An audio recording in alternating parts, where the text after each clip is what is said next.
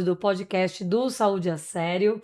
E hoje a nossa convidada, ela dispensa apresentações porque ela já esteve aqui, mas o sucesso foi tão grande e a gente teve tanta pergunta e tanta repercussão que a gente teve que convidá-la novamente para trazer mais perguntas e mais esclarecimentos para vocês.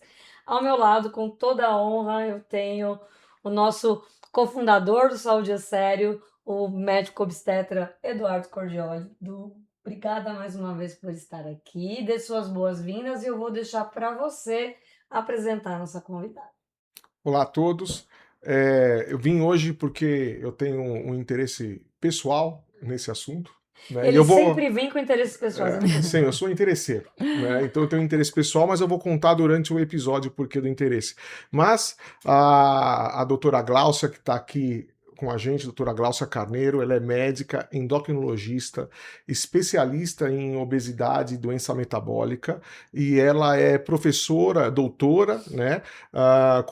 E ela é professora da pós-graduação da Universidade Federal de São Paulo, já orientou várias teses sobre o assunto, publica sobre o assunto, e a gente tem um monte de pergunta para fazer, tem um monte de pergunta da última entrevista que ela deu, e a gente vai continuar esse assunto das canetas, dos remédios que emagrecem, desemagrecem, engordam tudo outra vez, um monte de pergunta, né? Eu tenho um monte de pergunta, mas vamos deixar. Doutora, bem-vinda. Muito obrigada, é uma honra, um prazer estar aqui, podendo esclarecer, clarear as dúvidas de um assunto tão importante para a saúde das pessoas.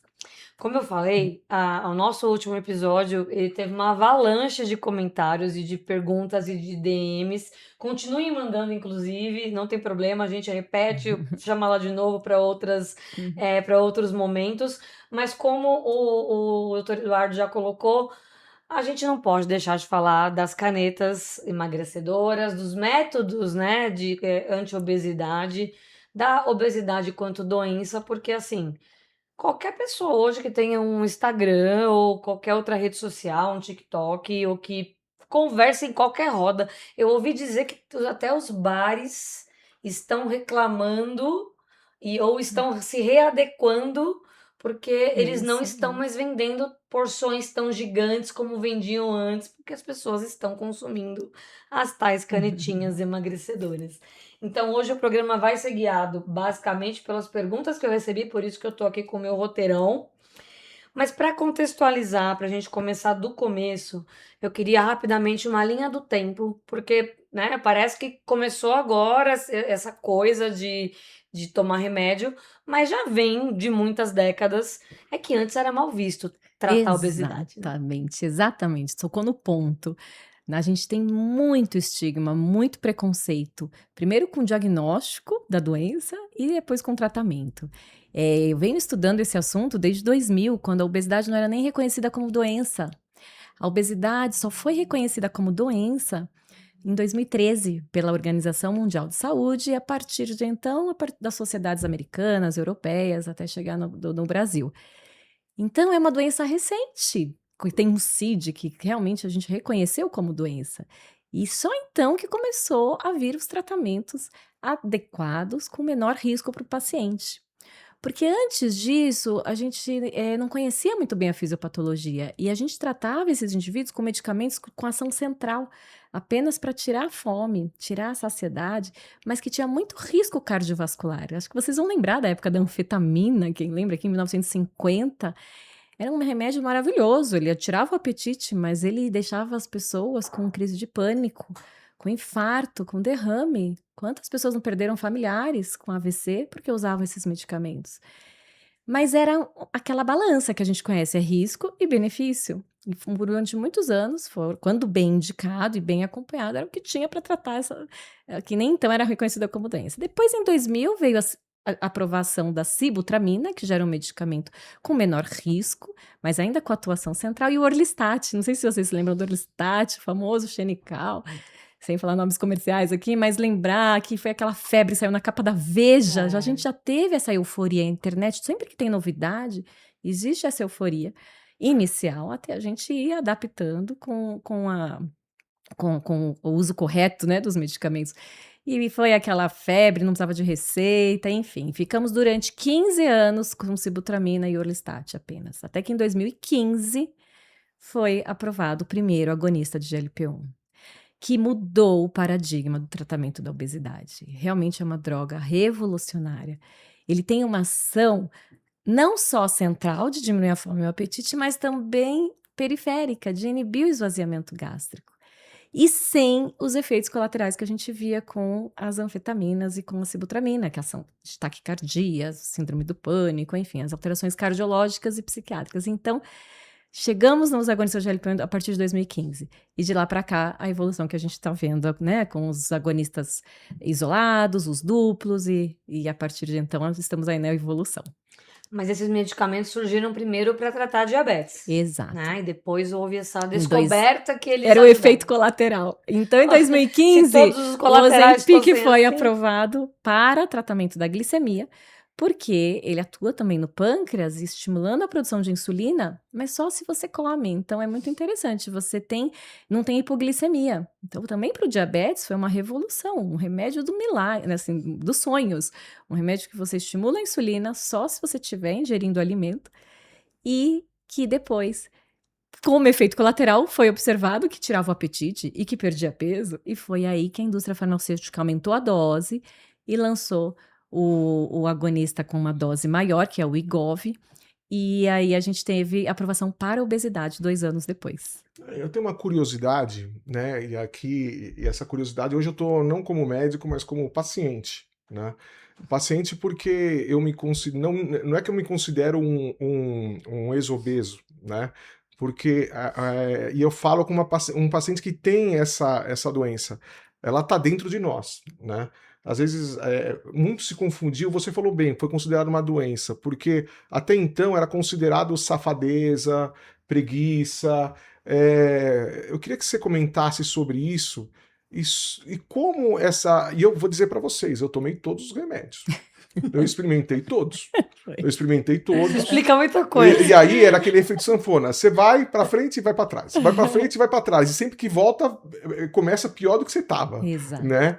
E realmente o que me curou foi a cirurgia. Né? Exato. Foi a cirurgia. E eu queria que você comentasse isso. Por que é uma doença? Não é safadeza. Muito bom. Né? Eu acho que é importante esclarecer isso. E por que essas canetas funcionam melhor que os outros? E eu vou até complementar. Existe ex-obeso ou ele é sempre obeso, só que ele está controlado? Muito bem. Muito bem. Não existe ex-obeso. A Viu? doença está aí. É genética, 50%, 70% tá no DNA, né? As pessoas nascem com essa predisposição genética. Mas o meio ambiente modula, claro. Para estar hoje como cofundador do Saúde a Sério, com certeza teve muito estresse, muita ansiedade, no pain, no gain.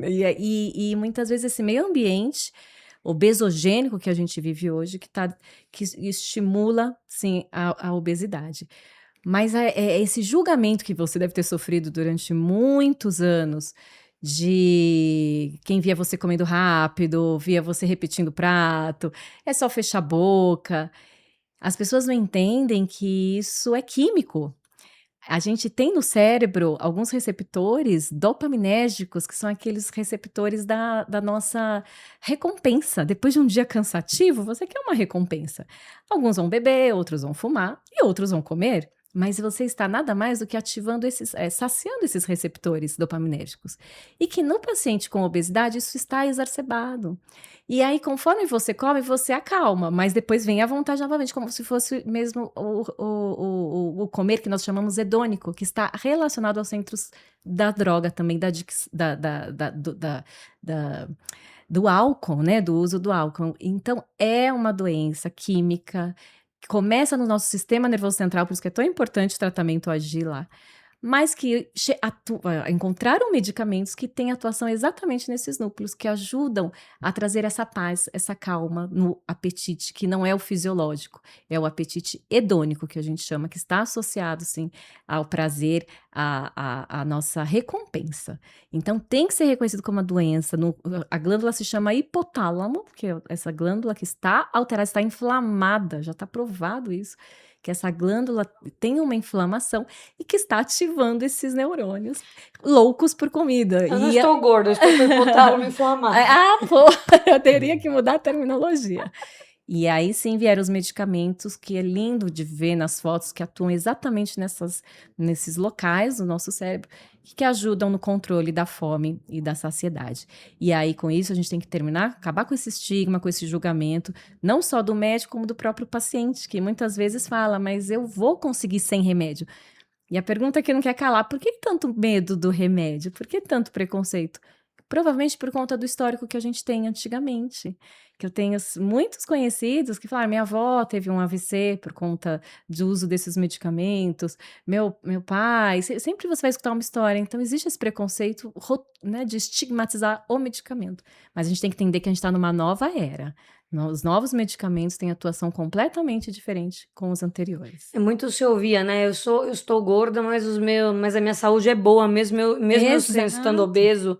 Então, assim, é segurança não emocional, é algo que, porque a gente tem alguns picos, né, do ganho de peso. Sentido, a mulher, depois que engravida, depois da segunda gestação, que realmente começa a ganhar muito peso, e os homens é depois que casa. É muito interessante a gente ver uma parte importante da anamnese, e que depois, para eliminar o peso, é muito difícil. Só reeducando a alimentação e fazendo exercício. Você não está trabalhando a favor da fisiopatologia da doença. Você tem que correr 1 hora na esteira para economizar uma azeitona. Bem tocada nesse assunto. Vamos falar. Eu vou aproveitar, trazer uma pergunta que eu ia trazer antes, mas já aproveitando o gancho da bariátrica. Para quem fez a cirurgia bariátrica, eu nem sei como é que funciona. Eu sei que o pós é bem difícil, né? A questão da ingestão de pouquíssimos. Eu tinha uma tia que fez também e eu acompanhei bem de longe. Mas agora, com esses medicamentos, eles também podem ser utilizados pós-bariátrica? Eles servem para essa manutenção? Como é que funciona? Serve. A bariátrica, como ele até usou um termo muito interessante, ele falou que curou. Realmente, ele ainda tem algum mecanismo da bariátrica que a gente não vê no tratamento clínico com os medicamentos. Porque os pacientes perdem peso e dificilmente recuperam o peso depois da bariátrica igual estava antes. Pode até recuperar 20% a 40% do peso perdido, mas nunca recupera igual era antes. Então, a bariátrica ainda tem algum mecanismo que não se sabe se não é na microbiota, alguma alteração que não chega a curar, mas que controla melhor a obesidade, não fazendo recuperar o peso. Já o tratamento medicamentoso, ele está aí para atuar enquanto está usando ele. Porque se você você tira essa ação que ele tem de controlar o nosso sistema nervoso, né? Essa inflamação que a gente estava falando do comer hedônico. Você para de usar, você para de ter essa ação e vai voltar o apetite e muitas vezes até mais do que você tinha antes. Então, no pós-bariátrico que você está me falando, geralmente tem um tempo, 2 anos pós-bariátrica. By the book, você pode ver, 2 anos depois, o paciente volta a ter fome, ele volta a ter essa fissura pelo alimento. Pode acontecer, não são todos os pacientes, mas alguns pacientes que já têm essa predisposição pode voltar a ter, sim, essa alteração. E está indicado o tratamento clínico, sim, como antes da bariátrica. Você não precisa esperar ele recuperar o peso para fazer o tratamento. Mas você tem essa indicação e quanto mais precoce, melhor para evitar outras complicações que estão associadas ao ganho de peso. Muito bem. Eu já vou até entrar nas perguntas aqui, porque a gente teve muitas, então já para não pular nenhuma e não perder. Vamos lá. Para aqui para baixo. Então, se parar de tomar, engorda tudo? Esse assunto é a primeira pergunta cabeça. que o paciente fala no consultório. Mas até quando eu vou ter que tomar esse remédio? E ninguém pergunta isso quando usa remédio para pressão, né? Pelo contrário, você pede para parar o remédio da pressão para fazer algum exame. Não vou parar que eu vou ter infarto. Mas para obesidade, de novo, o estigma, o preconceito. A ideia é ser usado no longo prazo. A gente sabe que o corpo tem que ficar vigilante, porque senão a gente volta, sim, a recuperar o peso com qualquer intervenção. Como eu falei, só apenas a bariátrica que a gente sabe que não volta ao peso que estava antes. Mas se você faz uma atividade física muito intensa, se você corre... Um jogador de futebol, é muito fácil a gente ver. Você para de jogar, vai ganhar peso. Se você faz uma dieta, vai para um spa. Se para de fazer a dieta low carb ou aquelas dietas do jejum intermitente, parou de fazer, vai voltar ao peso. E o remédio não é diferente. Se parar o medicamento, pode voltar ao peso. Então, a gente tem que pensar em algumas estratégias para tentar fazer de uma maneira suave não chega a ser um desmame, mas essa adaptação para a fase da manutenção. Eu ia usar essa palavra porque veio nas perguntas a palavra desmame, né? Porque o que se entende nas conversas e nas perguntas que eu recebi é que você chegou no peso ideal, que também tem essa, né? O que é o peso ideal? Nós vamos falar disso. Mas chegou no peso que a gente queria, você faz o desmame, ou seja, você volta para a dose inicial e para cada quilo perdido, você tem que continuar tomando você tem que tomar aquele tanto de quilo perdido de meses do medicamento. Essa teoria é antiga. Essa teoria veio do nosso...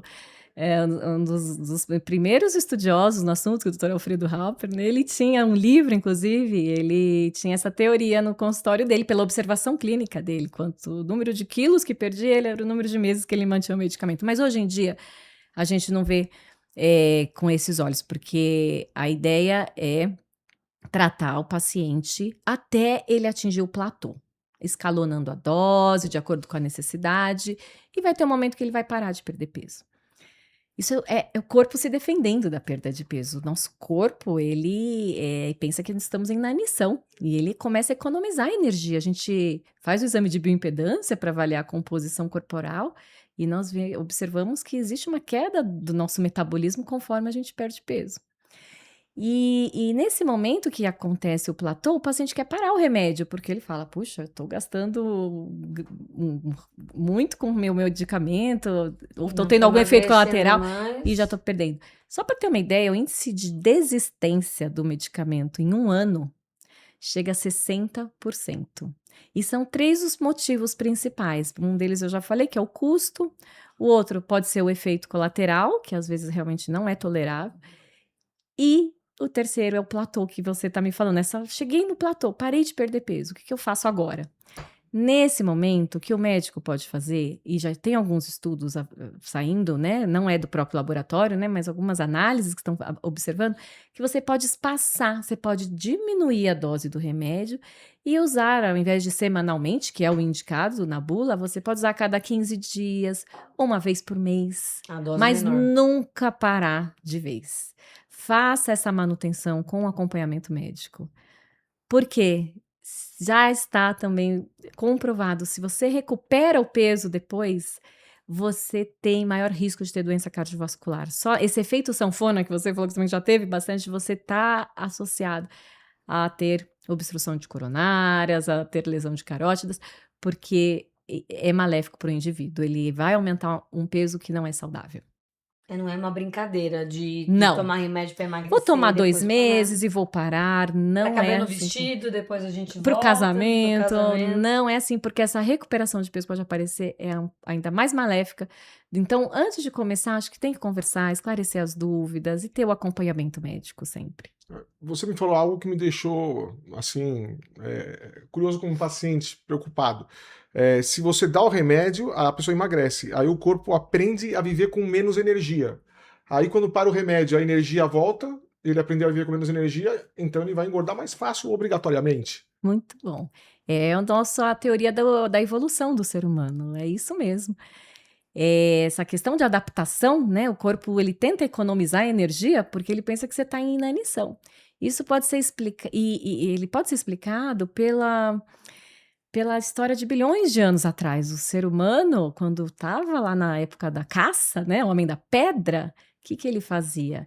Ele só gastava energia para comer, para fugir do perigo e para socializar, para ter procriação da espécie. Esses eram os únicos momentos que era permitido gastar energia no período da momento que isso mudou. Poxa vida. O resto, o nosso corpo foi feito para economizar energia. Então, você não podia, porque vinha o inverno rigoroso, ia vir a escassez da comida, a gente tinha que ter energia para armazenar. E o nosso cérebro foi educado para ter essa visão de economizar energia e não gastar com os excessos. Então você imagine, nós estamos agora fazendo um tratamento fácil, porque hoje a gente tem medicamentos potentes para perda de peso. A gente sabe que acaba perdendo um pouco da massa magra, que a gente pode falar um pouco depois, que ajuda a diminuir nosso metabolismo também. Então, o organismo, quando perde peso, ele está nesse estado de defesa do corpo, de inanição, e que nossa genética já vem, o nosso DNA já é, né? Ele já vem é, treinado para economizar energia. E de repente, quando você está nesse estado, você recupera o peso. Você entende que esse estado é diferente do início do tratamento, quando você estava lá com a sua energia normal, você não estava em estado de economia. E por isso que a gente observa os efeitos metabólicos maléficos para o indivíduo quando ocorre esse efeito sanfona. A gente tem que evitar isso. Uma vez que começou o tratamento, tem que ter acompanhamento médico e no longo prazo. O médico vai decidir se é momento de parar ou de fazer a manutenção ou tomar o remédio para sempre. Vai ser individualizada essa conduta. E a reeducação alimentar vem antes de tudo isso também. Muito bem. Falou o ponto-chave.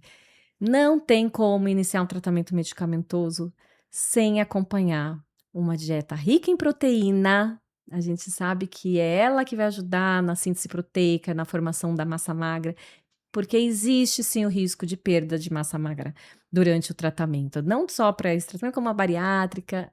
Tem uma proporção de 1:3, isso já é regra. Qualquer tratamento para perda de peso, você perde cada 3 quilos de gordura, você pode perder 1 de músculo.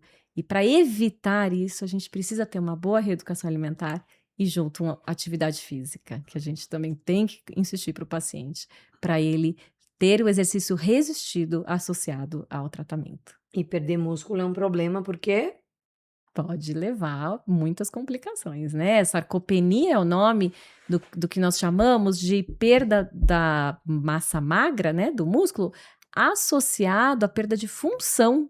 Então é muito mais sério quando você tem a perda do músculo, mas também a função muscular. Isso tem que ser avaliado também. Por isso que tomar sozinho esses medicamentos é um perigo. Eu acho que é um caso mesmo de deixar essa euforia um pouco de lado, como a gente viu que toda novidade na internet é acompanhada de euforia, mas a gente precisa ter consciência e fazer com cuidado. Eu quero fazer uma defesa aqui em nome dos meus colegas que sofrem dessa doença, desse CID, né? CID, para quem não sabe, é a Classificação Internacional das Doenças, tem uma letra, né? Para isso. Depois da minha cirurgia bariátrica, né? Depois de 1 ano, eu recebi uma ligação da enfermeira do hospital que fez a cirurgia, querendo saber como é que eu tava, etc, e se eu tava fazendo exercício, né? Aí eu falei para ela, filha, se eu gostasse de fazer exercício e comer alface, eu era magro, não tinha feito a cirurgia, né? Não é fácil, né? Aí eu pergunto para você, tem alguma pílula, algum remédio que além da caneta que você emagrece, algum remédio que você ganha músculo, né? Existe isso? É a pergunta que vale $1 milhão. Essa é o sonho de consumo para arrematar de vez o tratamento dessa doença.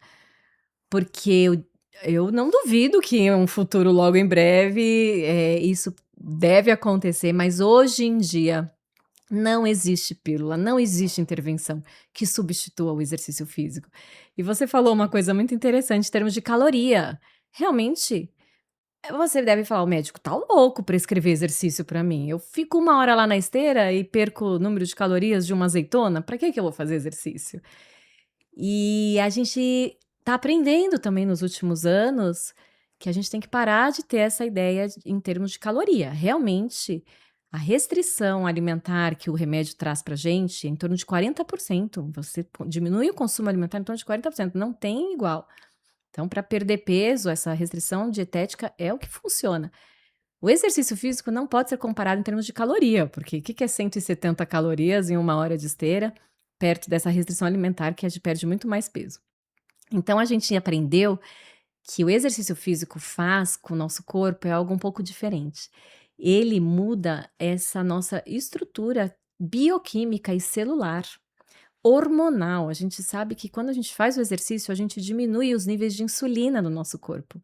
E a insulina é o único hormônio que ajuda a armazenar gordura. e aumenta o glucagon e outros hormônios que queimam essa gordura. Então, nível hormonal é algo que o exercício a gente sabe que promove em primeiro lugar. E em segundo lugar, nível celular. Ele ativa, isso que nenhum remédio ainda faz, ativa as vias do mTOR, não sei se vocês já ouviram falar, um pouco mais específico, mas é uma via que está relacionada à síntese proteica, aquilo que a gente estava falando de formar massa magra. Uhum. Então, o exercício ativa essa via, inibe uma outra via que é inibitória dessa via, então ele está inibindo o inibidor, estimulando quem faz a síntese proteica. E quando faz exercício, a gente libera. O músculo é um órgão endócrino. Ele libera umas citocinas, miocitocinas, que nós chamamos, interleucinas, e uma importante se chama irisina. Por isso que eu acho que em breve, logo mais, deve ter algum remédio ligado por aí, mas a gente já reconhece que a irisina, ela promove melhora não só do ganho de massa magra, mas da cognição, da imunidade e do bem-estar.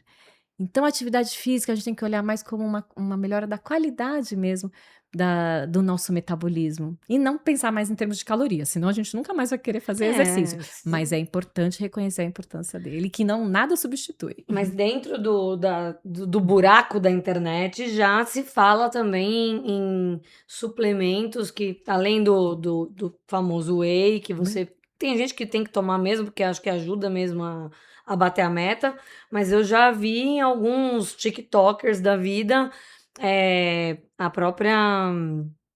Ai, como é que esqueci o nome? Você até falou o nome. Mas outras substâncias que são manipuladas e que são tomadas para ajudar a repor tudo isso, inclusive com soroterapia. Todo mundo quer surfar na onda, né? A gente sabe que até mesmo suplementos nutricionais foram lançados em paralelo ao Ozempic, lá atrás, o primeiro medicamento para diabetes. Estava o suplemento alimentar para quem usa o Ozempic, que era rico em proteína. Então, o que a gente precisa ficar atento, sim, eu acho que são fontes boas, desde que sejam bem regulamentadas. E você sabe de onde está vindo esses produtos, porque a suplementação é importante. Podemos fazer com a nossa alimentação, carne, frango, peixe, leite, queijo, iogurte. A gente sabe também das proteínas de origem vegetal, que é grão de bico, lentilha, ervilha. São proteínas importantes para o nosso corpo. Mas como a gente está, às vezes, usando um medicamento que tem uma restrição alimentar, você não consegue. Então, você precisa, às vezes, concentrar em forma de pó. E que, quando bem indicado, traz muitos benefícios, principalmente se associado à atividade física. Aí é o tratamento perfeito. Aí é perfeito. Por que algumas pessoas parecem emagrecer muito rápido, enquanto outras não respondem? Eu vi gente que com a dose de 2,5 por meses emagreceu 20 quilos. E aí tem gente que chegou na dose, não sei se de 7, que é a maior, enfim, e não emagreceu tanto. Por que há essa variabilidade de resposta? Isso existe com qualquer tratamento, inclusive com a bariátrica. Corpo é um corpo, né? A gente observa, inclusive com quem faz a cirurgia bariátrica, tem gente que perde 80% do peso inicial. E tem gente que perde 50%, que já é considerado sucesso do tratamento. E com o medicamento, é a mesma coisa. Agora, o que eu acho que é interessante, que brilha os olhos, é falar que os medicamentos mais antigos, a gente via uma resposta em torno de 70% dos pacientes, 30% não respondia. Com esses medicamentos mais modernos, a gente observa a resposta em 97% dos pacientes, apenas 3% que não responde. E os que estão para chegar, então, devem chegar no 100%. Então, isso, para a medicina, para a ciência, é algo espetacular. A gente está encontrando um medicamento que faz um tratamento funcionar, ele é eficaz, né? Mas uma pena que a gente tem que lidar com alguns detalhes aí para o risco para os pacientes, né? Que a gente precisa tomar cuidado. Você falou de risco, aí você falou da dose, 2,5. E aí eu queria te fazer essa pergunta, né? Hoje existe a questão da automedicação, da autorregulação da medicação, e você começou falando do que é importante o acompanhamento médico, né?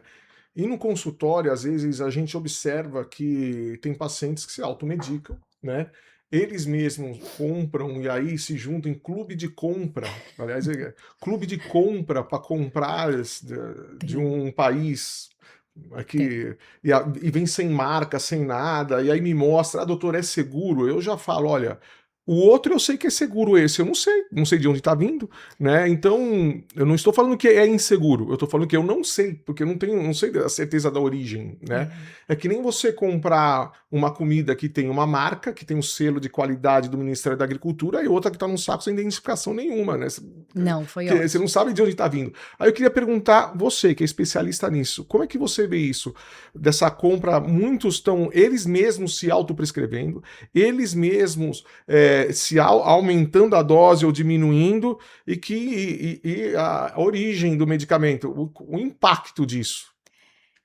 É um assunto muito delicado, como eu estava aqui entusiasmada falando, né, do que nós estamos vivendo hoje na medicina, na ciência, com uma droga, com os medicamentos tão potentes para tratar uma doença tão séria, mas que a gente tem que lidar com esses assuntos que você falou muito bem. A gente sabe que o acesso não é fácil, não são todos os pacientes que hoje ainda têm possibilidade de tomar o medicamento.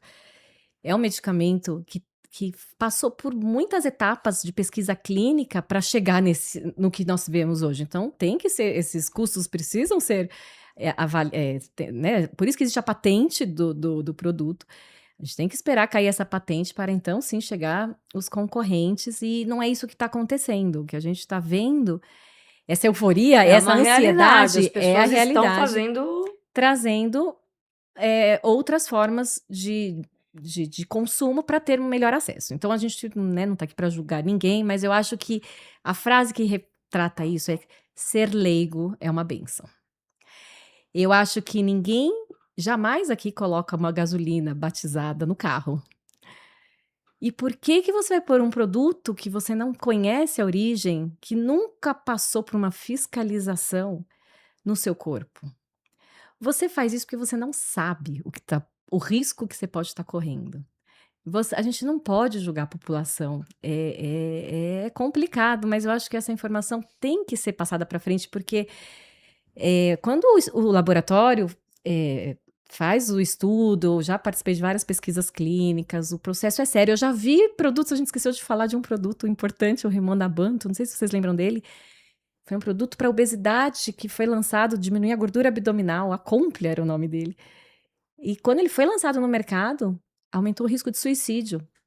E ele foi suspenso, foi o maior prejuízo para o laboratório, mas ele foi suspenso. Então a gente tem que confiar nesses estudos que acontecem com os laboratórios para a segurança dos pacientes. Então, enquanto a gente está nesses estudos, o que o laboratório tem? Ele está avaliando a pureza do produto, a estabilidade do produto. E o mais importante, a farmacovigilância. Você Explica está o que é farmacovigilância. tomando um produto que é regulamentado. O que é regulamentação? Só para o pessoal entender também. A regulamentação de produto, quando passa pelos nossos órgãos regulatórios. Nos Estados Unidos é o FDA, na Europa nós temos o EMA, no Brasil nós temos a Anvisa. São agências regulatórias que estão lá de olho se o produto está adequado com a pureza, com a estabilidade.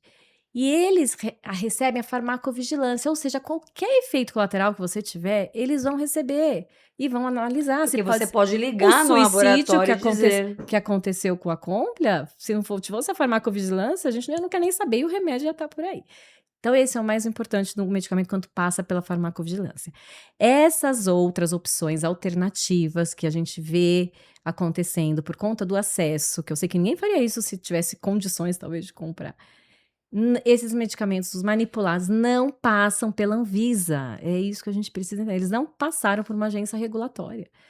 Você está tomando um produto que você não sabe se é uma gasolina batizada que está lá no seu carro. Por questão de pureza, não é nem eu não questiono nem o próprio medicamento. Às vezes eles conseguiram a molécula, apesar de não ter a patente ainda, mas é o meio que está envolvido. Às vezes pode estar contaminado.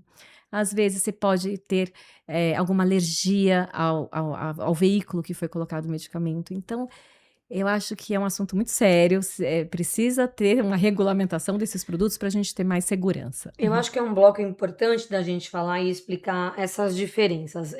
Então, existem hoje, né? Embora não seja oficialmente indicado, também temos dúvidas sobre isso e a gente acho que é importante colocar. Existe o que é manipulado no Brasil, então, assim, não é o comprado na farmácia, vai uma pessoa numa farmácia de manipulação, pede, e é feita essa molécula, e aí eu não sei se é injetável, se é comprimido, como é que eles fazem, porque esse eu nunca vi. Até nasal, eles podem fazer do jeito que eles quiserem. Eles podem fazer. Só já fazendo adendo do manipulado.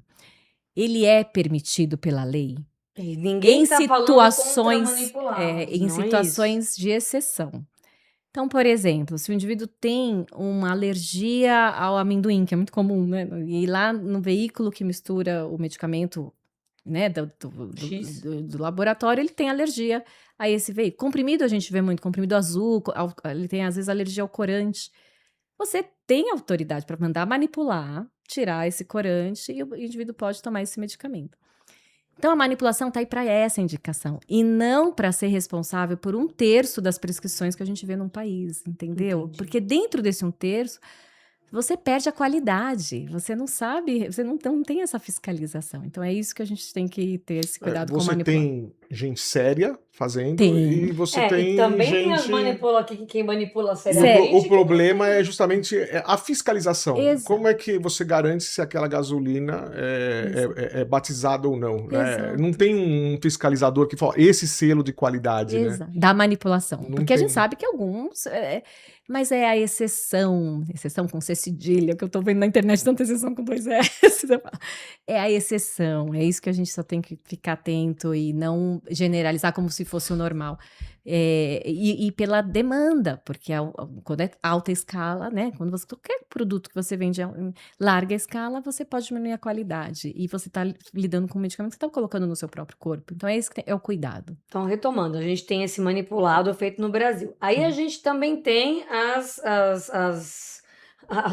caravanas que vão para fora do país Os grupos. para trazer remédios com essa molécula que vem de laboratórios de outros países.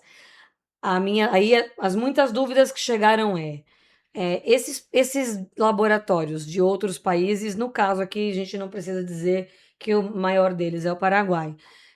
Esses laboratórios não são fiscalizados lá, não existe essa fiscalização. A gente sabe que existe também o falsificado de lá, né? Então não é aprovado nem lá, mas tem o falsificado do de lá.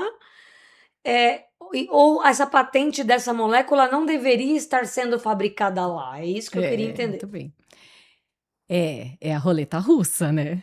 Em qual será que eu peguei? O que eu posso garantir para você? Onde está aprovado o produto? Por exemplo, Europa, Índia, Estados Unidos. Se você quer importar, sabe as condições, porque não é só importar, você sabe que a agência regulatória lá está aprovada, está comprando o próprio produto. E você pode importar desde que venha em condições adequadas. Isso também é muito importante. E deste fabricante que mantém, e o fabricante que detém a patente. Então, isso é permitido e eu aprovo. E desde que você faça, não só do próprio fabricante, mas também que você saiba como você está trazendo. Porque tem muita gente que viaja para fora, traz o produto na mala, sem refrigeração. No bolso. Então, tem que lembrar também do meio que você está armazenando o produto, que ele precisa estar refrigerado. Né? Ele é uma molécula que pode degradar se não estiver bem conservada. Então, essa é uma coisa. Quando você está trazendo o produto de um lugar que você conhece a agência regulatória, que ele foi fiscalizado. Quando você vem de outro país, que você não sabe se pode ser falsificado ou você não conhece a agência regulatória, me falaram que às vezes, eu não sei, eu não conheço, mas que às vezes não tem nem bula dentro da caixa. Você tem que ficar esperto, você tem que ficar atento. Como você vai comprar um remédio que não tem bula, né? Então, eu acho que aí de novo, ser leigo é uma bênção. Mas eu acho que a gente precisa orientar a população a ter um pouco mais de cuidado, porque existem maneiras, assim, de ter acesso com mais seriedade, né, ao tratamento. E eu tenho certeza que logo mais a gente vai ter condições, o governo vai investir na saúde das pessoas, porque isso vai ser mais barato cuidar dos pacientes na prevenção do que na internação, no tratamento e nas complicações que a gente vê hoje em dia. Essa é uma pergunta recorrente que veio, porque por conta do valor, né? Exato, por que é tão caro exato, aqui? E aí as pessoas dizem que é porque não querem dar acesso à população Não, por ainda não. conta de ser. Por isso tem que ser caro, porque não é pra, Não, não é pra imagina. pobre tomar. Não, já está É. caindo a patente, acho que a gente já sabe, né, da semaglutida. E está vindo muito concorrente, o Brasil está abrindo, então eu acho que é isso. É que enquanto isso vai vindo coisas melhores e a gente precisa pagar o programa de desenvolvimento da molécula. Não É isso que é, as a gente pessoas só precisam tem essa entender. molécula porque alguém investiu. Passou 20 anos E a investindo. gente tem que entender que aí a gente escuta, mas você defende o laboratório, mas você. Não é, a gente está só entendendo como funciona, e sempre funcionou os medicamentos no país, né? Mas que é uma maravilha a gente ter e viver essa experiência tratando uma doença tão prevalente. Então, bom. Uma questão interessante. Uhum. Qual o efeito colateral, além da perda de massa muscular, que a gente tem que combater com exercício, já está me Já falamos. convencendo. Eu até comprei aqui uma banda que fica apitando se eu não cumpro a meta, fica vibrando, né? E aí a ideia é qual o outro efeito colateral possível, né? Quando a caneta faz mal? E como ela faz mal? Olha. Eu já ouvi dizer que, fato ou fake? Dá pancreatite, você deixa de ser viciado em comida e vai ser viciado No remédio. em álcool, outras coisas. Também, Me conta o que é fato, o que é fake. né? Eu acho que tem efeitos que estão na bula e que são raros, que eu acho que você já citou a pancreatite. Recentemente, a gente tem estudado muito a questão ocular, também pacientes com diabetes, eles já têm alguma lesão nos olhos que pode acontecer em pacientes com diabetes. É muito raro, mas é algo que a gente tem que ficar atento. E essa questão do pâncreas, geralmente não é um tumor que pode aparecer ou uma inflamação diretamente no órgão. O que a gente sabe é que qualquer perda de peso rápida, isso a gente vê na bariátrica também, você pode formar pedra na vesícula. E com isso você predispõe à liberação desses cálculos e maior risco de pancreatite. Mas isso é muito, muito raro. Eu acho que antes disso, a gente, além da perda da massa magra que a gente falou e fazer o exercício, o que a gente tem que ficar muito atento, que não se via antes, só se via com a bariátrica, é deficiências nutricionais graves. Olha, esse é um assunto muito sério também, que a gente tem que alertar a população. Deficiência de B1 é a tiamina. A gente só vê em usuários de álcool ou em quem fez a cirurgia bariátrica. E recentemente, lá no hospital que eu trabalho, a gente tem visto internações por deficiência de B1. Ou seja, é um estado nutricional muito grave. Causa o quê? Vômitos, até alterações neurológicas. Depois começa com muitos vômitos e pode dar ataxia e alterações neurológicas. E por que isso pode acontecer? Esses medicamentos são tão potentes que a pessoa esquece de comer. Eu tenho uma paciente que me falou, eu coloco alarme para comer, porque senão eu não lembro de comer, eu passo o dia todo sem comer. Alguns pacientes são muito sensíveis, não são todos. E eles acham ótimo, para quem tinha aquele comer hedônico que a gente falou agora há pouco, aquele comer emocional, aquela voracidade, aquele impulso. Tem até um food noise, é o barulho da comida. E de repente silencia tudo, você tá adorando, mas você não ingere calorias. E acho que a deficiência nutricional é um ponto muito importante aí pra gente avaliar, principalmente complexo B, as vitaminas cálcio, ferro, B12, e que podem trazer a queda de cabelo. Esse é um sintoma clássico, né? É isso que eu ia falar. Porque uma das perguntas que a gente tem aqui, por que cai tanto cabelo? Principalmente por essa diminuição da ingestão alimentar inicial. E que resolve muito bem com aporte de vitaminas que a gente geralmente precisa, mas não é sair dando vitamina para todo mundo também, né? Então é isso. Acho que e aquela da farmácia resolve também comprar aquele complexo de vitamina? O ideal é comer direito, e é isso. Eu gosto de falar uma frase também. A diferença entre o remédio e o veneno é a dose. Então, tem gente que está errando a mão. Os pacientes, calma. Você está numa dose. Você tem que ter uma dose que você tem que ter a ingestão alimentar, o apetite, comer direito no café, no almoço, no jantar. E não, o pessoal quer aumentar a dose porque é aquela ansiedade que a gente sabe que tem até um nome isso. Não é a anorexia que nós conhecemos, mas esse efeito está sendo visualizado, é a gonorexia, o nome. que é uma alteração comportamental das pessoas de não querer comer, porque Ficou feliz porque não é comeu. uma alteração. Então, isso tem que ficar atento, porque leva às alterações nutricionais Não, e a gente tem que ficar de olho. eu acho que não é felicidade, é que ele se acostumou a ter uma lembrança de comer que é maior do que ele, né? Que é hormonal, que é, como você explicou, é uma doença, é um impulso químico. É que nem você ser viciado em cocaína. Eu falei isso uma vez assim. Eu falava, pedir para a pessoa que é obesa emagrecer e achar que é só safadeza, faz exercício, é que nem falar para o fumante, para de fumar agora.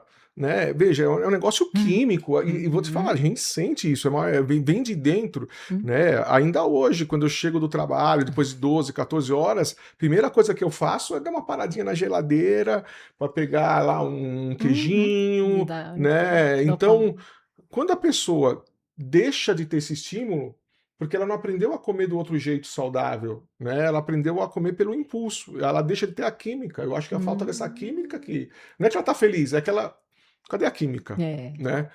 Eu penso dessa forma, né? Até como assim, aquela a doutora Glaucia falou, é o efeito colateral, a dose. Aí talvez tenha que ajustar a dose. E aí, falando nisso de dose, e voltando no negócio da automedicação, fato ou fake, qualquer vitamina, então você falou, o problema é vitamina, eu compro lá um polivitamínico na farmácia, aquele Centrum de A a Z. Olha, marca. Não. Marca, eu tomo um comprimido por dia, aqui tá falando, ó, 2 por dia, 2 servings per day.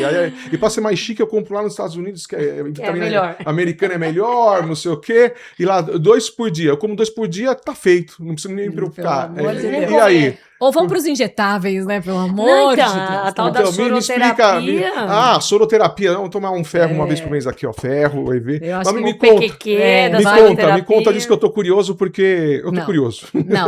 Então vamos, Interesse deixa eu pessoal. ser mais clara também. Não é para sair só suplementando. Então vamos suplementar tudo e não vamos comer mais nada? Não. É para comer comida.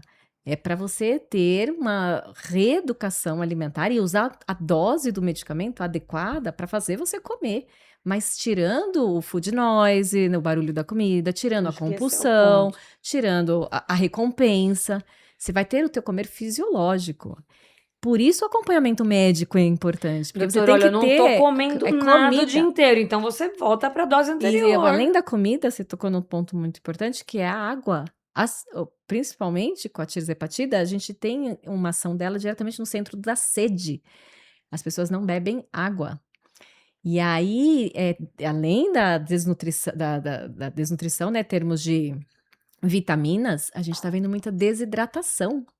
Recentemente eu tive uma paciente que a gente não sabia, mas ela já tinha um diagnóstico daquela síndrome vasovagal. Não sei se vocês já ouviram falar, aquela quando levanta, dá uma tontura. Algumas Tem pessoas matéria têm. no Saúde a Sério sobre a síndrome Não tem vasovagal. nada na bula. Vamos ler, vamos entender o que é isso. Eu não sabia, ela também não. Mas o que aconteceu? Ela foi tomar esses medicamentos. O que eles fazem? Esses remédios eles eliminam sódio pela urina, ele é natriurético. E ela desidrata, porque ela não bebe água. Ela tá tão bem, ela esquece de beber água. Adivinha o que aconteceu? Teve um episódio de síncope, porque você desfalece, você perde o tônus vascular. E agora a gente está bem preocupada e a gente precisa avaliar se vai reintroduzir ou não. Mas eu acho, então, estão aparecendo coisas que a gente, não só da desnutrição, então não é vitamina, não é sair tomando soro. Aí vamos hidratar, então, fazer uma soroterapia, pagar 30 mil reais. Lógico que você vai se sentir melhor, porque você estava desidratada. Mas isso você consegue desde o início do tratamento, se você for bem orientada a tomar água, a ingerir, lembrar. Põe uma paciente, quando ela falou isso, eu achei tão interessante. Eu tive que. Só no começo, põe alarme.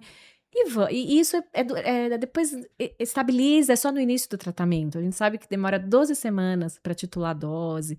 O início realmente é mais complicado, mas depois os pacientes vão se adaptando com o comer fisiológico, não é para a gente está tratando aqueles excessos que a gente viu que isso pode acontecer, mas sem tirar o comer fisiológico. E dá tem para outra entender? coisa, comer também é uma questão social, né? Você não pode chegar num lugar e não querer comer mais nada. Você me respondeu uma outra pergunta aqui. A paciente colocou que depois que ela começou a tomar, o xixi dela tem um cheiro muito forte de amônia. Desidrata, provavelmente deve estar mais Desidratar. concentrado, Ela né? muito. E ela precisa beber líquido. E é uma coisa que a gente insiste, sempre antes com a garrafa do lado. E não é porque líquido Gatorade, é líquido água. líquido água. É importante repor.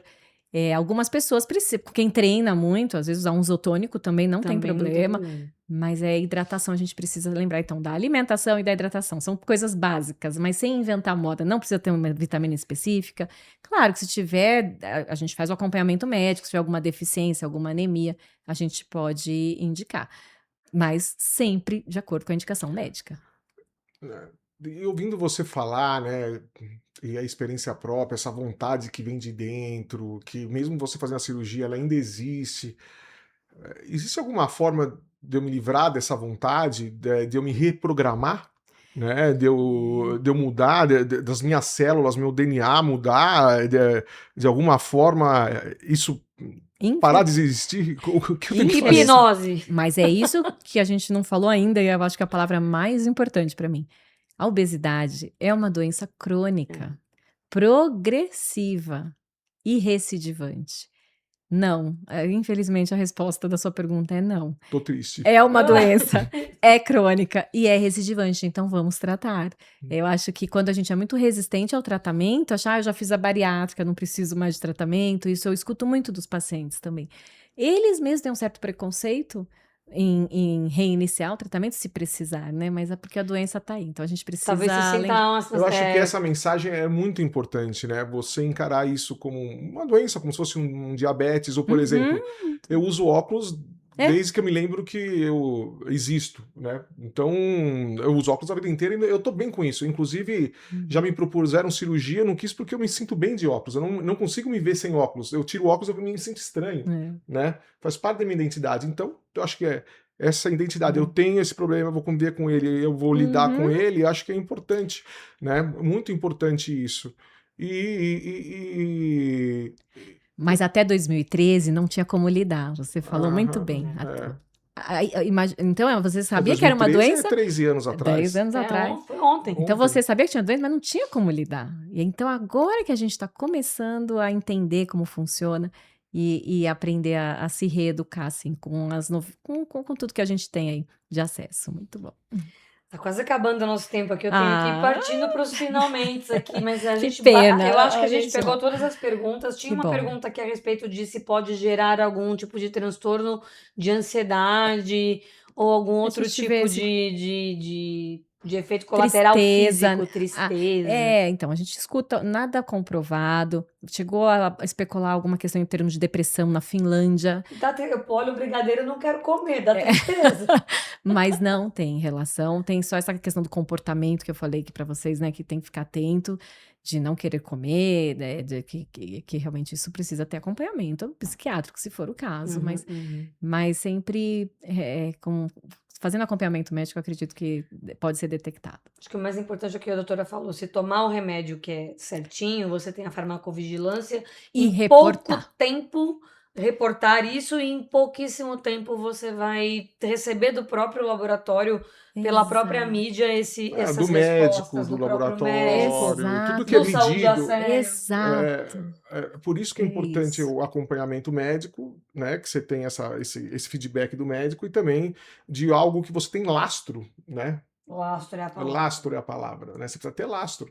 Né? Se veio aquela medicação na roda daquele cara, do colega que traz do Paraguai, né? Vem na roda do carro. Lembra? Lembra que aquela reportagem de eu não sei quantas mil canetas pegaram na roda do carro? Como você vai tomar aquilo lá dentro de você? As pessoas trazem roda de carro dentro da roda de carro. Mas aí você tem um prurido, você tem alguma reação. Para quem você vai reportar? Você acaba burlando o sistema, você não está colaborando. Aqui, a pessoa teve coceira no corpo, não no local da picada. Aqui no local da picada está em bula. Pode ocorrer. Mas no local que não é da picada, pode ser uma reação alérgica e vai continuar dando em outros, porque isso não foi reportado, não foi vigiado, né? Então a gente está aí para tentar reverter esse processo e só trazer benefícios daqui para frente. E é o que tá vindo agora? Ah, A gente, né? aí. Porque para cair a patente do Monjaro ainda tem tempo, né? Ainda tem anos aí Tem muito bastante. tempo, mas Mas já devem ter outras moléculas aí já. para sair. Já, a O que gente que você sabe que essas sabe? moléculas são todas ligadas a esses hormônios intestinais que se chama GLP-1 e GIP. E então nós chamamos de duplo agonistas, porque a primeira geração, que podemos falar assim, né, era só agonistas de GLP-1. Em seguida nós tivemos agora os duplo agonistas de GLP-1 e GIP, são 2 hormônios intestinais, e com maior potência e eficácia. E por último, nós temos os daqui para frente, a gente sabe que já tem triplo agonistas, até 5 agonistas. A gente já viu que está associado a ter um benefício ainda maior para em termos de magnitude de perda de peso. Mas eu ainda acho que, como o doutor Eduardo comentou, o que realmente iria dar um impacto para mudar o paradigma dessa doença seria associar algo que ajudasse a perder peso, sem alterar o metabolismo e, consequentemente, a massa magra. Porque Uhum. Não perder músculo. não E perder por músculo. enquanto, só exercício. Nós temos já alguma coisa aí em estudo, mas se vier, eu acho que aí sim vai ser a grande Mais revolução que a gente espera. Porque lembrem, não é safadeza de novo. Quem não consegue fazer exercício, lembre da teoria da evolução. Nosso corpo foi feito para economizar energia. Essa preguiça, essa falta de vontade, é o corpo economizando a energia lá do homem das pedras, que não As deixava pessoas você dizem gastar. que em algum momento causa algum prazer. Eu ainda não cheguei Mas nesse a gente tem que ir estágio. contra. Isso. Sabe qual agora, na nossa nova diretriz da ABESO 2026, está bem claro a recomendação, principalmente para quem tem mais de 60 anos. É obrigatório fazer avaliação de sarcopenia, que é a perda da massa, inicialmente e durante o acompanhamento, e já prescrever exercício resistido. E aí, como você vai convencer esse paciente para fazer o exercício? Eles estão falando para estimular atividades lúdicas em grupos. Caminhada com uma amiga vai muito mais fácil do que você ir sozinha lá para academia.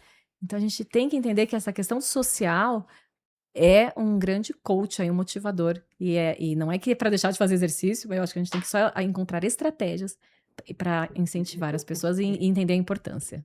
O que é exercício com resistência? É a musculação.